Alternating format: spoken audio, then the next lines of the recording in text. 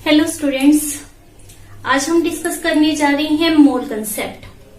मोल concept के बारे में आपने 9th और 10th क्लासेस में भी सुना होगा। यहाँ पर हम उसको थोड़ा सा हाई लेवल के ऊपर डिस्कस करेंगे। मोल कंसेप्ट समझने के लिए कुछ बेसिक टर्म समझनी पड़ती हैं, जैसे कि atom, molecule, atomic mass unit, molar mass. तो इनसे स्टार्टिंग करते हैं, फिर धीरे धीरे हम मोल के ऊपर पहुंचेंगे। एक बार हम अपने माइंड में सिर्फ इतनी टर्म सेट करते हैं कि 1 मोल की वैल्यू, हमारे पास एक साइंटिस्ट थे that is known as the Avogadro, उन्होंने हमारे पास टर्म दी थी कि 1 मोल क्या होता है, 6.022 इंटू 10⁻23 पार्टिकल्स। एक मोल किसके इक्वल होता है, 6.022 इंटू 10⁻23 पार्टिकल्स। मीन्स पार्टिकल वो कुछ भी हो सकते हैं। लेट्स सपोज मेरे हाथ में ये मार्कर है, तो 1 mole of marker means 6.022 into 10⁻23 markers. 1 mole of किसी भी चीज का रेफर कर देते हैं, 1 मोल ऑफ मोबाइल, तो मीन्स 6.022 इंटू 10⁻23 मोबाइल्स होंगे। Atom, ion, molecule, electron, proton etcetera, इनके लिए ये टर्म यूज की जाती है। तो अब हम स्टार्ट कर रहे हैं विद द एटम। एटम क्या होता है, ये आपने पहले से किया हुआ है। It is smallest particle of element. कोई भी एलिमेंट ले लेते हैं, मान लेते हैं मेरे पास एक चौक का पीस है, तो किससे बना होता है चौक, वो आपको ही पता है, लेट कैल्शियम कार्बोनेट से। तो कैल्शियम उसमें प्रेजेंट होता है, हम कैल्शियम मानकर चल रहे हैं यहाँ पर। तो इस चौक के एलिमेंट में सारे के सारे एटम्स किसके होंगे, दैट इज ऑफ कैल्शियम। मेरे पास कोई आयरन का एलिमेंट है, तो उसके अंदर सारे के सारे एटम्स किसके होंगे, that is of iron, represented by the symbol Fe। तो ये हमारे पास क्या होता है, एटम। ये आपको पहले से ही नोन था। तो यहाँ पर हम स्पेशल क्या बात कर रहे हैं कि एटम में और may not have independent existence. This is the main term, कि जो एटम होता है उसकी इंडिपेंडेंट एग्जिस्टेंस हो भी सकती है और नहीं भी हो सकती। इन 99% केसेस हम कहते हैं कि इसकी इंडिपेंडेंट एग्जिस्टेंस नहीं है। फॉर एग्जाम्पल लेट हाइड्रोजन है, कैसे अक्कर होता है practically, that is H2 gas. हम H2 मीन्स H एटम की बात नहीं कर रहे, H depend upon other H, joint. अकेला H एग्जिस्ट नहीं करता, उसकी इंडिपेंडेंट एग्जिस्टेंस नहीं होती।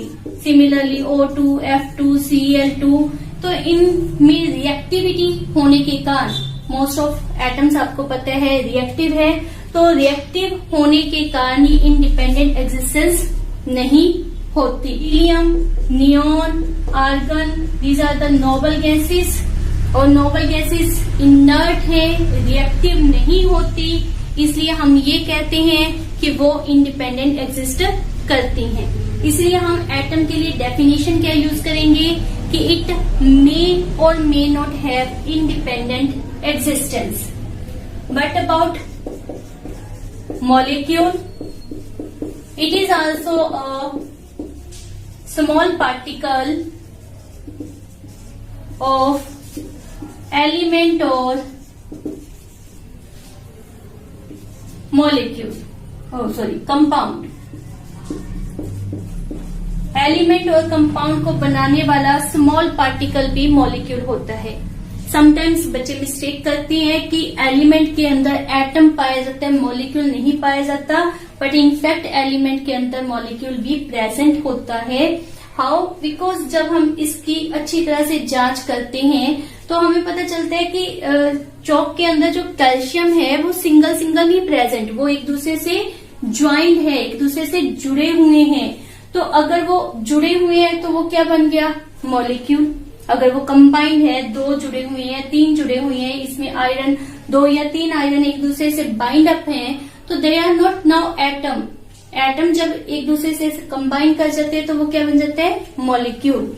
तो एलिमेंट या कंपाउंड को बनाने वाले स्मॉल पार्टिकल्स भी क्या होते हैं, मॉलिक्यूल्स। और स्पेशल जो डिफरेंस पॉइंट ऑफ व्यू याद रखने हैं, it always have independent existence. This is the main point. Molecules ही लिखे थे, तो इन सब की अपनी इंडिपेंडेंट एग्जिस्टेंस है। मान लेते हैं HO से ज्वाइन कर गया, there is formation of water, इसकी अपनी इंडिपेंडेंट एग्जिस्टेंस है। HCl से ज्वाइन कर गया, HCl, इसकी अपनी इंडिपेंडेंट एग्जिस्टेंस है।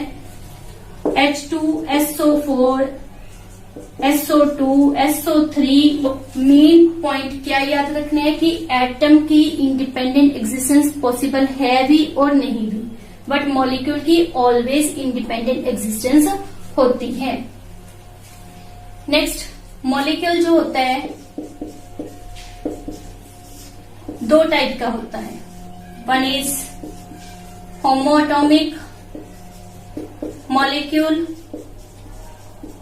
Second is heteroatomic molecule. नाम से ही क्लियर है, आपके पास होमो शब्द हमेशा तब यूज किया जाएगा जब सेम टाइप हो, और हेटेरो डिफरेंट। तो अगर कल मॉलिक्यूल को बनाने वाले एटम सेम है, लाइक H2, N2, O2, सारे एक जैसे हैं, तो हमारे पास कैसा मॉलिक्यूल बनेगा, that is homoatomic. If they are of different type, like HCl, SO2, NO2, they are different type, तो इसको हम क्या कहते हैं, heteroatomic molecule. Homoatomic and heteroatomic molecule. अब हम बात करेंगे अबाउट द एटॉमिक मास। तो मास की मेजरमेंट के लिए आपको पता है, किसी भी चीज की मेजरमेंट के लिए दो चीजें चाहिए होती है, one is number and second is unit. Means मान लेते हैं कि मैंने किसी भी चीज को मेजर किया, लेट्स सपोज शुगर को मेजर कर रही हैं, तो आई से it is 2 kg, it is 3 kg, it is 4 kg। तो हमने दो चीजें यूज की, one is number, second is unit. तो यूनिट मस्ट है किसी भी चीज की मेजरमेंट करने के लिए। तो यहाँ पर मैंने क्या रेफर किया कि जो शुगर है 2 kg, इट मीन्स जो शुगर है that is 2 times greater than 1 kg, 2 times greater than 1 kg। तो ये kg क्या है, किलोग्राम। ऐसे तो कोई टर्म नहीं आई, तो किलोग्राम क्या है। इनफैक्ट हमारे पास इंटरनेशनल लेवल के ऊपर, वेदर फ्रांस या पेरिस में, एक इंटरनेशनल ब्यूरो के अंदर एयर टाइट जार में एक सिलेंडर प्रेजेंट है, made up of platinum iridium material. Clear. तो इसको वेट किया गया और उस वेट को उन्होंने नाम दे दिया कि इट इज 1 kg। इसके विद रिस्पेक्ट कैलकुलेशन की गई। अगर शुगर 2 kg है तो दैट इज 1 kg से 2 times हैवियर आ गई। अगर किसी का रेफर करें कि पोटैटोस को मेजर करवाया गया, तो मान लेते हैं वो 4 kg है, means 4 times heavier than 1 kg। 1 kg means इस सिलेंडर से वो 4 times हैवियर है। तो इट मीन्स हमें यूनिट की जरूरत पड़ती है। तो एटॉमिक मास को रिप्रेजेंट करने के लिए भी हमें क्या चाहिए था, दैट इज यूनिट। तो वो यूनिट हमारे पास क्या है, AMU, एटॉमिक मास यूनिट। अब एटॉमिक मास यूनिट क्या है, जैसे यहाँ पर सिलेंडर को अज्यूम किया गया, उसको एक स्टैंडर्ड लेकर बाकी सभी के मास को कैलकुलेट किया गया है, उसी तरह से ही एटॉमिक मास यूनिट में हमने क्या करना है, एक स्टैंडर्ड लेना है। तो साइंटिस्ट ने काफी रिसर्च की, उन्होंने सबसे पहले हाइड्रोजन को एज ए स्टैंडर्ड लिया, उसमें कुछ कमियां पाएगी, तो फिर उन्होंने ऑक्सीजन को एज ए स्टैंडर्ड लिया, उसके कंपैरेटिव दूसरे एटम्स के मास को कैलकुलेट किया गया, परंतु उसमें भी कुछ कमियां थी। तो एट लास्ट के ऊपर उन्होंने कार्बन को एज ए स्टैंडर्ड लिया और उसके विद रिस्पेक्ट मासेस को कैलकुलेट किया गया। तो कार्बन हमने ले लिया एज ए स्टैंडर्ड। तो कार्बन भी हमारे पास 3 टाइप का होता है, आपको पता ही है। 3 आइसोटोप उसके होते हैं, दैट इज 12, 13 और 14। तो हमने याद रखना है कि हमने स्टैंडर्ड की फॉर्म में किसको लेना है, C12 को। कार्बन का मास जिसका 12 हो उसको एज ए स्टैंडर्ड लेना है। तो एटॉमिक मास यूनिट में हमने क्या करना है, व्हाट इज, ये क्वेश्चन भी आपसे पूछा जा सकता है 1 मार्क्स 2 मार्क्स में, what is atomic mass unit. It is 1/12 the mass of 1 atom of carbon taken as 12। ठीक जी। तो ये हमारे पास आ गया AMU। और जब भी हमने किसी के मास को रिप्रेजेंट करना हुआ तो हम इसको यूज करेंगे। आपके पास डिफरेंट एटम्स के मास याद होने चाहिए। Let hydrogen, helium, lithium, beryllium, boron. मैं फर्स्ट 5 रेफर कर रही हूं। तो इसका 1 AMU एटम की बात कर रहे हैं। It is 4, it is 7, it is 9, it's 11। तो ये हमारे पास एटम्स के मास रेफर किए गए हैं। तो इसमें लिखा क्या है हमने कि हीलियम जो है दैट इज 1 AMU से 4 टाइम्स हैवियर है।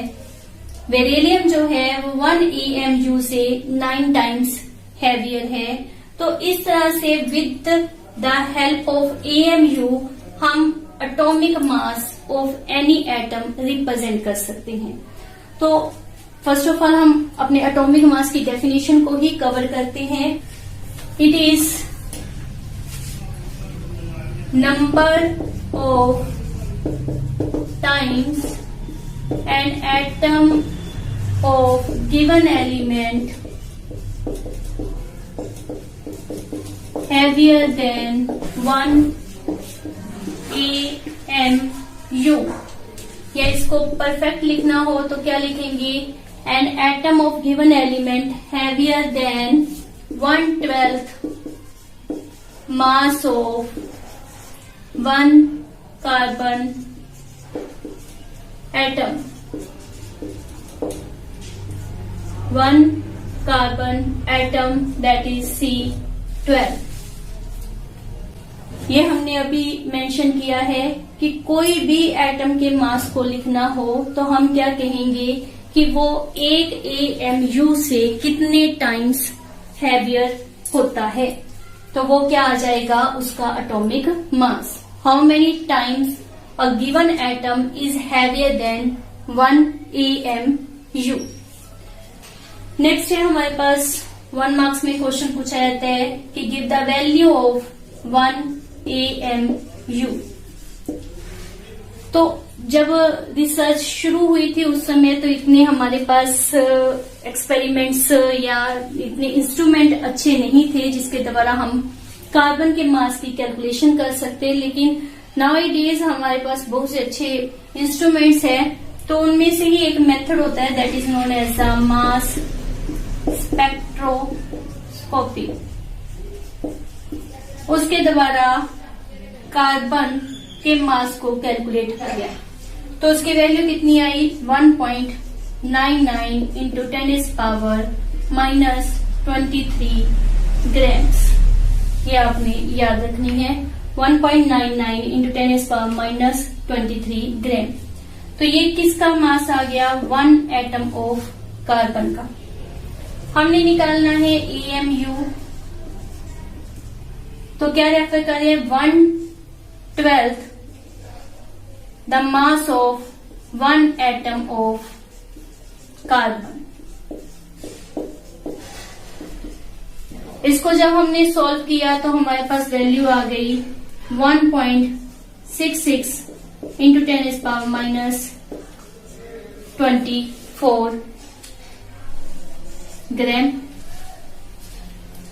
और जब आप दिस वन एवोगैड्रो नंबर जिसको Na कहते थे 6.022 इंटू 10⁻23, इसका जब इनवर्स लेते हैं तब भी हमारे पास यही वैल्यू आती है। सो मैं इसको क्या रेफर कर सकती हूँ 1/Na ग्राम्स। तो ये हमारे पास क्या आ जाएगा 1 AMU। हमारे पास एक और मेथड है to find out value of 1 AMU। तो वो क्या है वो भी देख लेते हैं। दैट इज आपने माइंड में रखने हैं कि 1 atom of carbon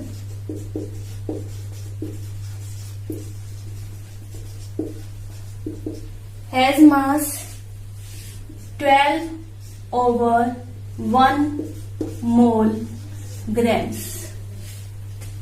1 mole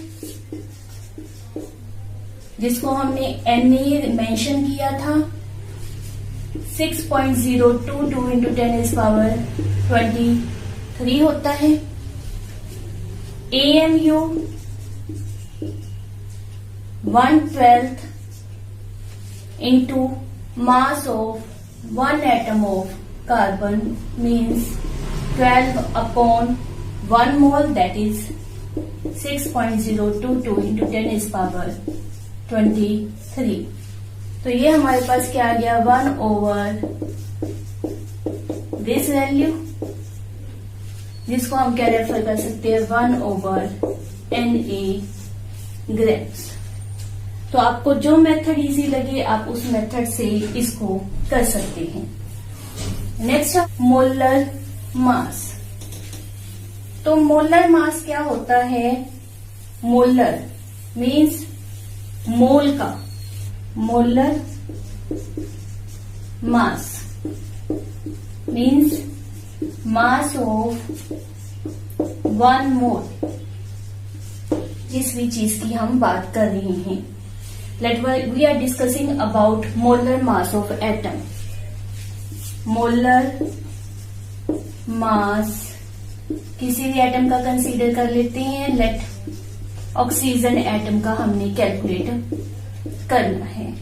1 mole of oxygen atom का मास कैलकुलेट करना है, राइट।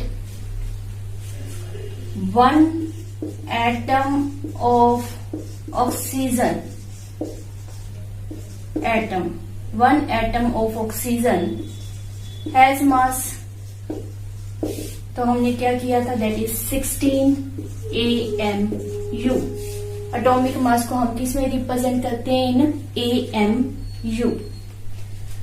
अब हमारे पास है 1 mole of oxygen atom. 1 mole means Na लिखते हम 6.022 इंटू 10⁻23 लिखने की जगह पर हम इसको शॉर्टकट में Na से रिप्रेजेंट कर देते हैं। Na एटम ऑफ ऑक्सीजन का मास कितना होगा? 16 AMU इंटू Na। अब AMU का मीनिंग क्या था? हमने 2 मेथड से कैलकुलेट किया। That is 1/Na into Na। ये किस में था? हमारे पास ग्राम में। तो नेट हमारे पास क्या रह जाएगा? 16 ग्राम। अब ये 16 ग्राम क्या आया हमारे पास? Molar mass.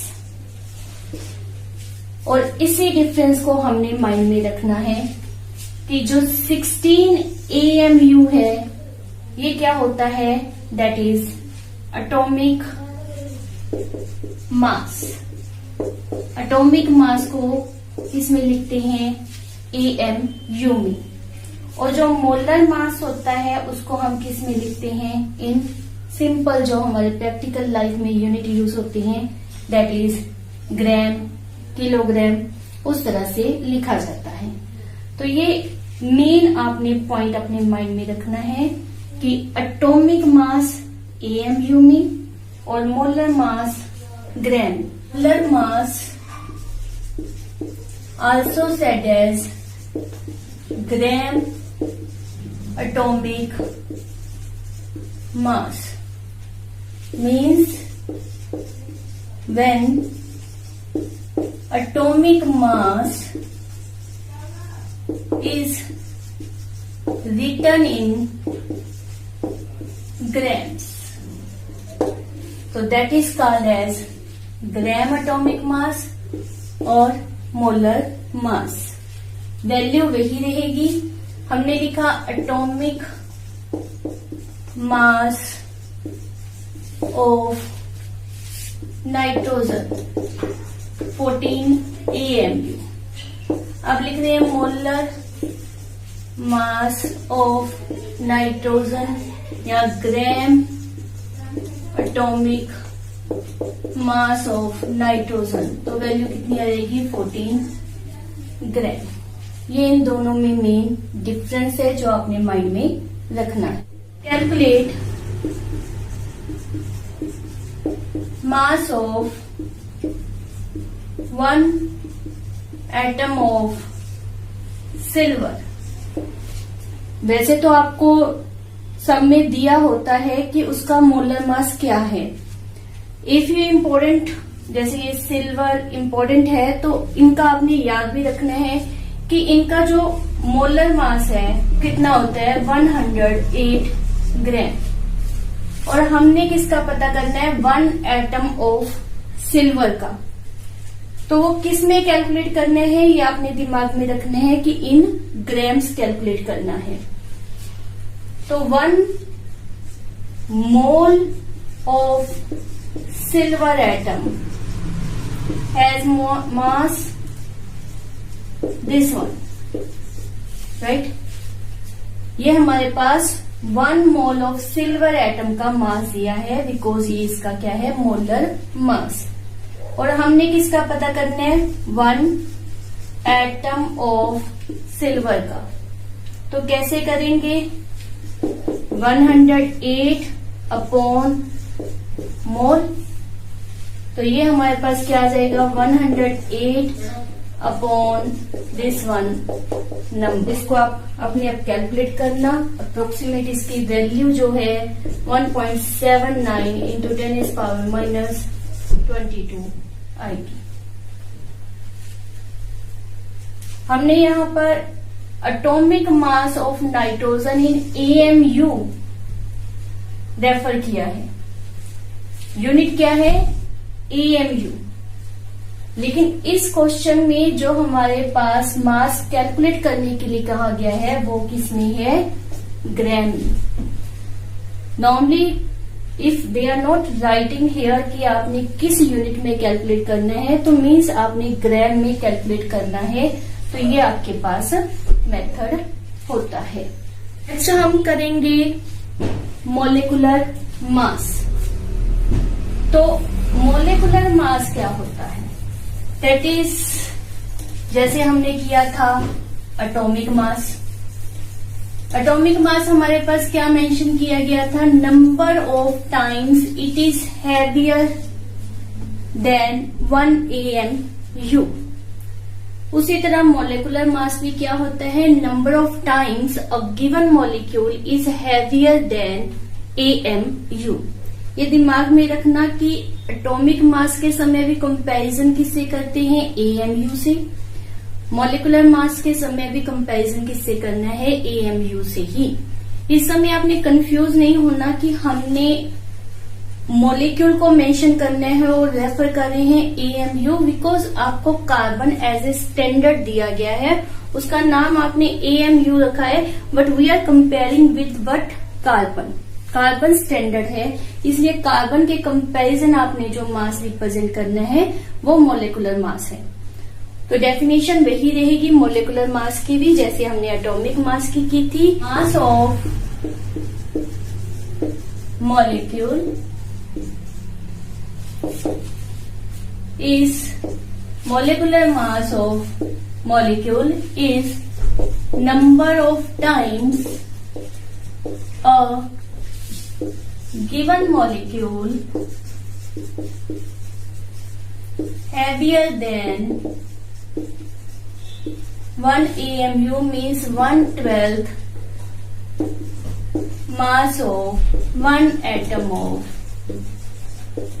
carbon taken as 12। वही टर्म हम मेंशन करेंगे, वही यूनिट इसके भी आएंगे। कंफ्यूजन को अवॉइड करने के लिए AMU को बाद में U से भी रिप्रेजेंट किया गया, विच मीन्स क्या होता है, यूनिफाइड मास, ताकि कंफ्यूजन ना हो कि ये एटम के लिए नहीं है। यूनिफाइड मतलब किसी के लिए भी, मॉलिक्यूल, एटम, किसी के लिए भी आप इसको यूज कर सकते हो। अब मॉलिक्यूलर मास कैलकुलेट कैसे करना है, मान लेते हैं मॉलिक्यूलर मास ऑफ CO2 हमने कैलकुलेट करना है, तो क्या आ जाएगा, C प्लस जो इसके पैर में टर्म दी होती है वो मल्टीप्लाई के लिए यूज करते हैं, like this, C plus 2 times of oxygen. तो C का मास हमने याद किया था 12 AMU, O का मास 16 AMU, कार्बन का मास 12 AMU और ऑक्सीजन का 32, तो यह हमारे पास बन गया 44 AMU। इसी प्रकार से water H2O, that means 2 time of hydrogen plus 1 time of oxygen. As a result 2 into 1 hydrogen का mass plus 1 into oxygen mass, that is 16। तो ये हमारे पास बन गया 18 AMU। इसको आप 18U मतलब यूनिफाइड मास लिख सकते हैं। इसी प्रकार से 14U 14 यूनिफाइड मास, यह हमारे पास CO2 का आएगा। समटाइम्स आपके पास रेफर कर दिया जाता है कि डॉट में टर्म रेफर की गई होती है। Let example is Na2CO3 10 water molecule. तो यहाँ पर डॉट का मीनिंग ये नहीं समझना कि हमने नेक्स्ट टर्म को मल्टीप्लाई करना है। यहाँ पर जितनी भी टर्म्स दी हैं हमने उनको सम अप ही करना होता है, और अगर कोई टर्म स्टार्टिंग में इस तरह से रेफर कर दिया कोई डिजिट, तो इट मीन्स ये जो चीज है ये 10 टाइम्स प्रेजेंट है। तो इसका मास कितना हो जाएगा, 23 into 2 प्लस C का मास 12, पैर में जो चीज दी हुई है उसको हमने मल्टीप्लाई के लिए यूज करना है, तो 3 into 16 प्लस इसको मैंने आपको बताया 10 टाइम्स ऑफ H2O का मास आपको पता ही है, तो सीधा लिखते हैं दैट इज 18। तो ये हमारे पास कितना बन गया, 46 प्लस 12 48 180। तो इन सबको आपने ऐड कर लेना है और आपके पास कैलकुलेशन आ जाएगी, दैट इज 46 प्लस ये आपका 60 180। तो ये मेरे पास क्या बन गया, 6 देन 10 और 8 और 286 इन AMU। तो इस तरह से हमने मास को कैलकुलेट करना है। नेक्स्ट वही टर्म हमारे पास होती है gram molecular mass, when the mass is represented in gram. दोबारा से वही टर्म आपको बताने की जरूरत नहीं है, that molecular mass of molecule is equal to gram molecular mass, okay, molecular mass of molecule, and this is very very important term। mu को जब हम ग्राम में लिख देंगे, तो सिंपली मैं बता रही हूँ कि जब इस क्वांटिटी को हम ग्राम में लिख देते हैं तो वो हमारे पास क्या बन जाएगा, molar mass of molecule. Molar mass हमेशा हम ग्राम्स में रेफर करते हैं, AMU में नहीं मेंशन करेंगे। तो ये आपके पास हो जाएगा, दोबारा मेंशन करने की कोई जरूरत नहीं है। तो it is molar mass of molecule means अगर हमारे पास इसका मॉलिक्यूलर मास पूछा जाएगा 86 ग्राम। ये क्या है इसका मोलर मास, ग्राम किलोग्राम में रिप्रेजेंट करना मोलर मास कहलाता है या ग्राम मॉलिक्यूलर मास होगा। You have to calculate molecular mass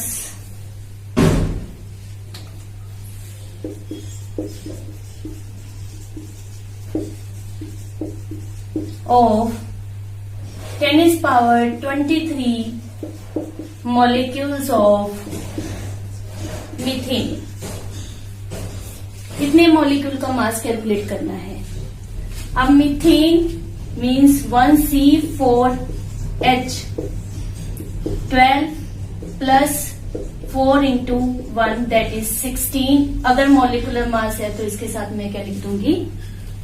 molar mass है तो कैलकुलेशन में क्या लिख देंगे? 16 ग्राम। ये इसका क्या आ गया? Molar mass.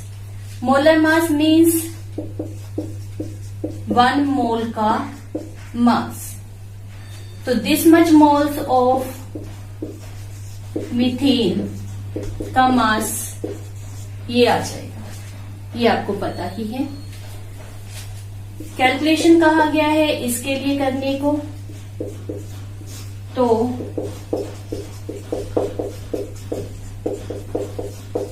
ये हम मेंशन कर देंगे। ये आपका कैंसिल आउट हो जाएगा और इसको आप सॉल्व कर ही सकते हो। ये आपके पास क्या आ जाएगा? Molar mass of this much molecule of methane. तो दिस इज क्वाइट सिंपल कि मोलिकुलर मास मोलर मास में क्या डिफरेंस है। नेक्स्ट है हमारे पास the term which is known as mole. अब जो मोल की भी हमने डेफिनेशन देनी है वो किस तरह से देनी है? Amount of substance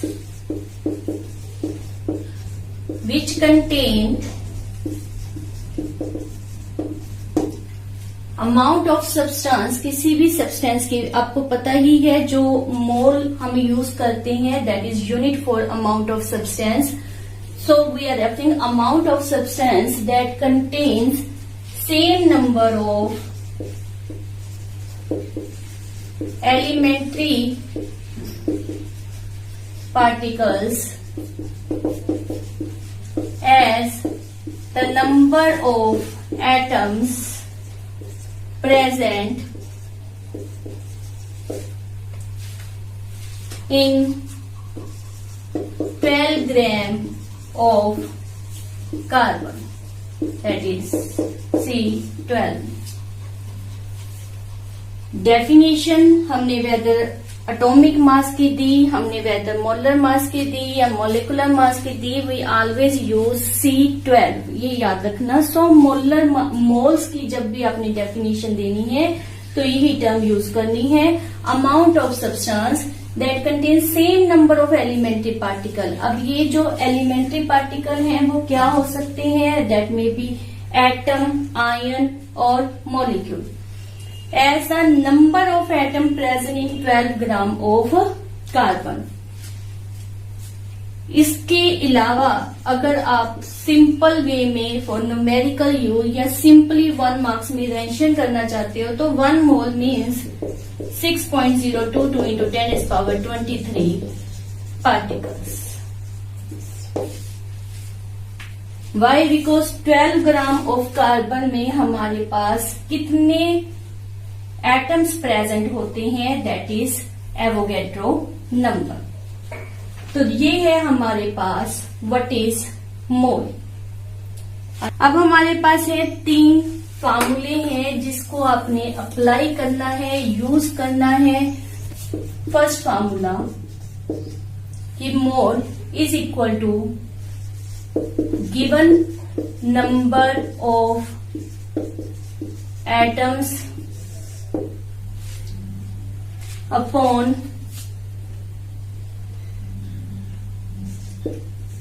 Avogadro number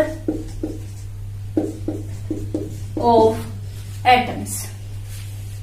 मोल का एक फार्मूला होता है given number of atoms over Avogadro number of atom. ये आपको पता ही है, ये कांस्टेंट होता है।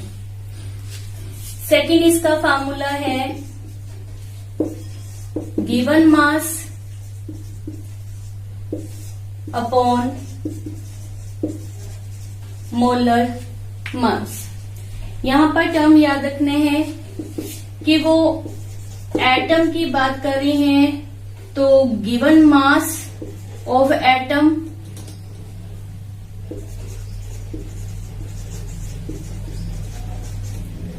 Over its molar mass of atom ही हो, यहां मॉलिक्यूल नहीं आना चाहिए। अगर वो मॉलिक्यूल की बात कर रही है तो given mass of molecule over molar mass of molecule आएगा। इन दोनों टर्म्स में आप डिफरेंस माइंड में रखो कि एटम की बात कर रहे हैं तो एटम का मोलर मास आएगा, मॉलिक्यूल की बात कर रहे हैं तो मॉलिक्यूल का मोलर मास आएगा। और एक और फार्मूला होता है that is given volume over molar volume, जो कि STP के ऊपर स्टैंडर्ड टेम्परेचर प्रेशर के ऊपर कैलकुलेट किया गया होता है और उसकी वैल्यू 22.4 लीटर होती है। ये आपने याद रखना है। Calculate moles for 34.2 grams of C12H22O11। इसके मोल्स मैंने पता करने हैं, तो कैसे करेंगे? मोल का फार्मूला गिवन मास जो आपको दिया हुआ है अपॉन इट्स मोलर मास। मोलर मास हम कैसे कैलकुलेट करते हैं? 12 into 12 plus 22 into 1 plus 11 into 16। तो ये हमारे पास कितना आ जाएगा? कैलकुलेट करके देख लेना, ये आपके पास इतना आ जाएगा। गिवन मास कितना है हमारे पास? This one. मोलर मास कितना आ गया? That is this. तो वैल्यू कितनी आ गई? 1/10, दैट इज दिस वन। तो ये हमारे पास क्या आ गए? मोल। सिमिलरली लेट मोल नहीं कहा, कैलकुलेट नंबर ऑफ मॉलिक्यूल्स कहा है for this 1 gram of C12H22O11। तो भी कोई प्रॉब्लम नहीं है, आपने पहले वही करना है, मोल कैलकुलेट करनी है। जैसे आपके पास यहाँ पर मोल आ गई तो हमारे दूसरे फार्मूले को यूज करने हैं। Mole is equal to number of molecules, molecule why because molecule लिखा है, एटम लिखा तो एटम लिख देते, अपॉन दिस वन नंबर। तो मोल हमारे पास कितना आया था? 0.1। मॉलिक्यूल हमने कैलकुलेट करनी है, लेट n सपोज कर लेते हैं, एंड दिस इज। तो n मेरे पास कितना आ गया? एज ए रिजल्ट ये हमारे पास क्या आ गए? Molecules. So I think this is quite simple. बड़े ही इजीली आप न्यूमेरिकल्स को इन फार्मूले को अप्लाई करके कर सकते हो। इन न्यूमेरिकल्स को बेटा अच्छी तरह से करो। These are very very important for the competitive exam, for the exams as well as for +1 +2 level, या फर्दर भी कुछ भी आपने न्यूमेरिकल्स करने हो किसी भी चैप्टर के, तो ये टर्म्स आपके लिए बहुत ही इंपॉर्टेंट है। Thank you.